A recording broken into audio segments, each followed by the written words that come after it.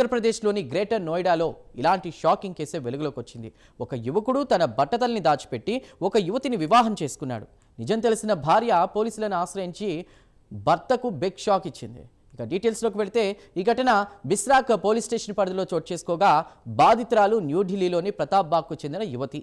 ఆమెను పెళ్లి చేసుకున్న యువకుడు అతడికి బట్టతలు ఉందన్న విషయం దాచిపెట్టి మోసం చేసి పెళ్లి చేసుకున్నాడని, పెళ్లి చూపులు జరిగినప్పటి నుంచి పెళ్లి అయ్యేంత వరకు కూడా అతడు తన బట్టతల విషయం దాచిపెట్టి సాధారణంగా కనిపించడానికి విగ్ ధరించడంతో వివాహం తర్వాత ఆమె అత్తమామల ఇంటికి వచ్చినప్పుడు తన భర్త విగ్ను తీసి పక్కన పెట్టడం చూసి ఆమె షాక్ అయింది.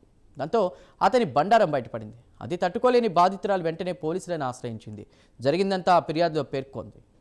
అంతేకాదు, పెళ్లి కొడుకు మోసాన్ని గ్రహించిన బాధితురాలు భర్త అత్తమామలను నిలదీయడంతో వారి ప్రవర్తన మారిపోయిందని, తన భర్త తన మొబైల్ ఫోన్తో ప్రైవేటు ఫోటోలు తీశాడని, వాటిని వైరల్ చేస్తానని బెదిరించినట్టుగా కూడా బాధితురాలు పోలీసులకు ఇచ్చినటువంటి కంప్లైంట్లో ఆరోపించింది.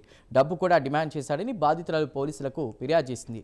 తాను ప్రతిఘటించడంతో తనను కొట్టి మానసికంగా హింసించాడని కూడా ఆమె ఆరోపించింది.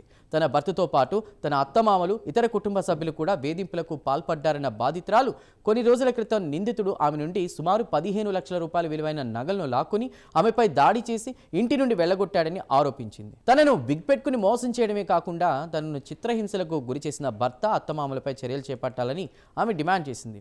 ఇక బాధితురాలి ఫిర్యాదు ఆధారంగా ఆమె భర్తతో సహా 5గురిపై వరకట్న వేధింపులు, దాడి, బెదిరింపులు, మోసం, దోపిడీకి సంబంధించిన సెక్షన్ల కింద పోలీసులు కేసు నమోదు చేశారు.